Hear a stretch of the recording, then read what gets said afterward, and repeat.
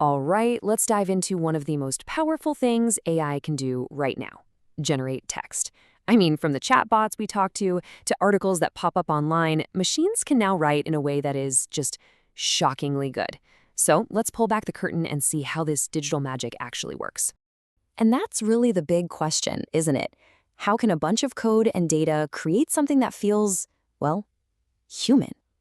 It seems impossible, but the answer is hiding inside a brilliant piece of engineering that pretty much changed everything. So at its heart, text generation is just what it sounds like. It's about getting a machine to string words together in a way that's not just grammatically correct, but also meaningful and coherent.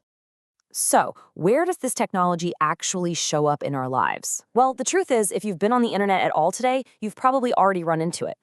Every single time you use a chatbot to ask a question, see your email client suggest how to finish your sentence, or even read about an AI writing a short story or generating computer code, yep, that's text generation. It is the engine running behind a huge chunk of our digital world. But to really appreciate how good we have it now, we need to take a quick look back at what came before. And for the early models, the biggest challenge by far was memory, or more accurately, a lack of it. Okay, imagine you're reading a book, but you can only remember the single word right before the one you're on. That's pretty much how the old models, things like RNNs and LSTMs, used to work. They just plodded along sequentially, one word at a time.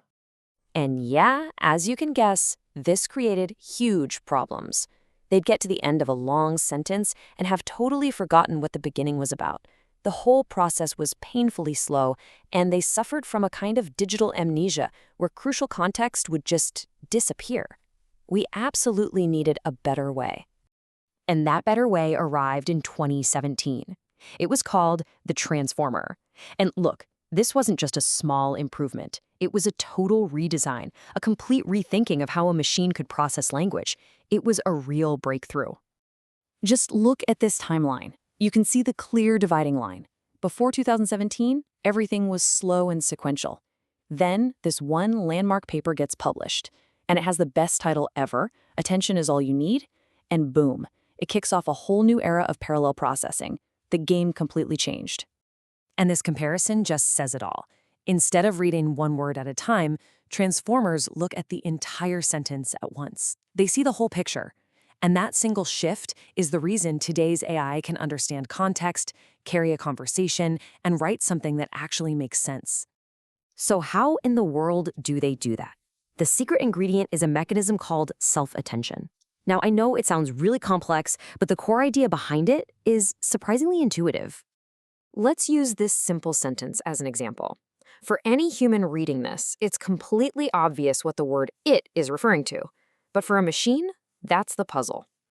This is the challenge right here. The AI has to figure out that "it" is a stand-in for the cat. If it can't make that connection, any text it tries to generate next is just going to be pure gibberish. And this is where self-attention comes into play. Think of it like a conversation happening between all the words in the sentence. The word "it" sends out a question. That's the query, basically asking, hey, who am I talking about?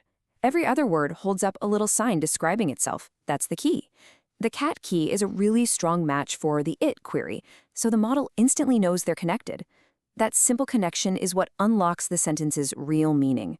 Okay, so that's amazing. The model can understand context inside a sentence you give it. But how does it use that superpower to actually write something brand new? It all happens in this clever, creative loop. First, the AI takes the text you give it and breaks it down into little pieces called tokens. Then, using that self-attention magic, it processes all of them to predict the single most likely next token. It adds that new piece to the end, and then the whole process just repeats itself, over and over, generating the text one little piece at a time. But that brings up a really fascinating question. The model has a whole list of possible words it could use next, each with a different probability score. So how does it actually decide which one to pick? Well, it actually has a few different strategies. Greedy search is the simplest. It just grabs the word with the highest probability. Super fast, great for factual answers. Beam search is a little smarter. It actually explores a few different paths before it chooses, which usually leads to better, more coherent text. And then there's sampling, which adds a little bit of randomness into the mix. This is perfect for creative stuff like telling a story or writing a poem. So, now that we've peeked under the hood, let's zoom back out. What has the real-world impact of this technology been, and what are the big challenges that still lie ahead? The transformer architecture is, and I'm not exaggerating, everywhere. It's the foundation for the AI assistants on our phones, the translation services that let us communicate across the globe, and the incredible tools that can summarize a 100-page document or even help a developer write software. But it's not a perfect system, not by a long shot. These models require an absolutely massive amount of computing power. And because they learn from a snapshot of the internet, they can sometimes reflect our own biases back at us. And then there's hallucination, which is when the model just confidently makes stuff up. These are the major hurdles the field is trying to clear right now.